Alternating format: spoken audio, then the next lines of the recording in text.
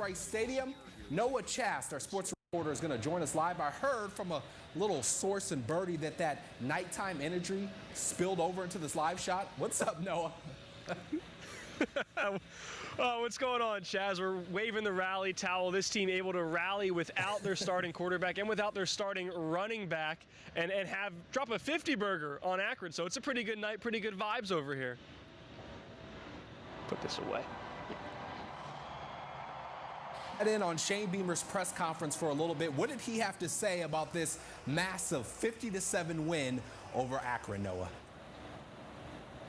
Yeah, Chaz, he had a lot of thoughts about it. He was very impressed with his team, impressed with the depth they showed. He talked about Lenore Sellers not going. He said, hey, I didn't lie to you. He did practice all this week, but by the time we got to Thursday, Friday, they just weren't happy with the progress he was making and his speed and agility. So they went with Robby Ashford. But he was super excited, to see Robby perform the way he did, to see this receiver group, see how deep they are. He's been talking about all preseason, all season, how much depth there is in that receiver room, to see a bunch of guys get the ball, and to see those other running backs sort of really make an impact. Juju McDowell and Oscar Attaway really, take over the helm. And he did touch on some of the injuries. So the Norris, like you said, should be fine in 2 weeks. That's what he's thinking. Obviously, it's what he said for this week, but 2 weeks of rest should be okay.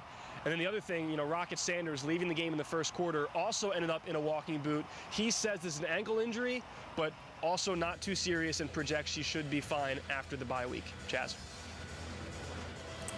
Well, that's good news right there. Robby Ashford, let's go back to him. 243 passing yards, 2 TDs through the air, 133 rushing yards, and that 1 touchdown with his feet. Noah Norris, no problem for South Carolina tonight, Noah.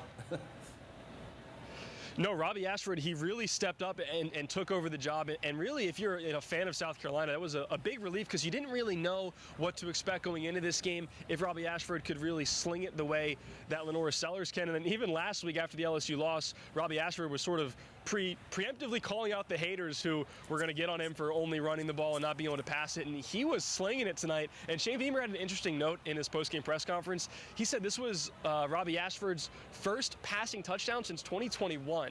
So a really good monkey off his back, and he displayed that he's a capable backup quarterback, and he's a capable starter if need be.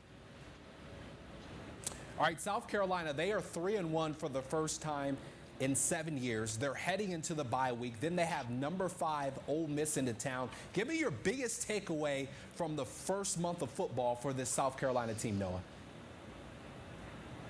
Well, the biggest takeaway, and even going back to tonight, I'd be remiss if I didn't talk about the defense of this team. They had 1 takeaway themselves, got that interception late in the game, held this team to under 100 yards, only 1 touchdown, and even on that touchdown, they were trying to go for, a home run interception play and kind of got a little bit, too ball heavy on there. So I'd say the defense is my biggest takeaway. Obviously, the offensive explosion, Lenore Sellers' dual threat ability, Rocket Sanders, his running threat, and kind of discovering who those wide receivers are. But it's the defense, the defensive line, Dylan Stewart, Kyle Kennard, causing pressure to the quarterback, these safeties, these cornerbacks, being a disciplined and aggressive defense. I think that's the story and the identity of this team. And every step forward you get on the offensive side, especially with Sellers, who is this young quarterback starting for the first time, anytime you move forward in a week and he's a little bit better, that's an extra cherry on top for what is a team with a very good defense 4 weeks into the season.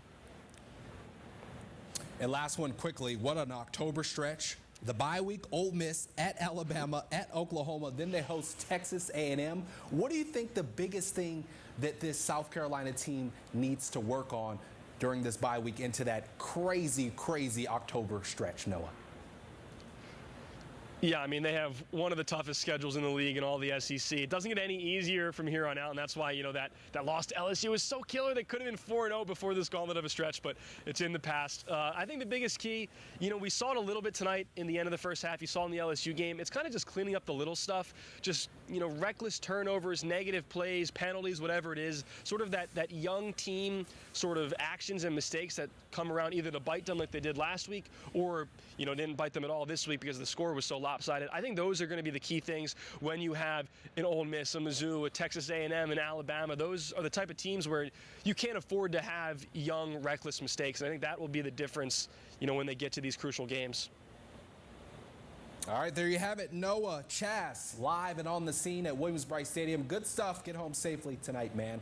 The Gamecocks are 3-1 entering the bye week. A crazy October slate coming up, starting with Ole Miss.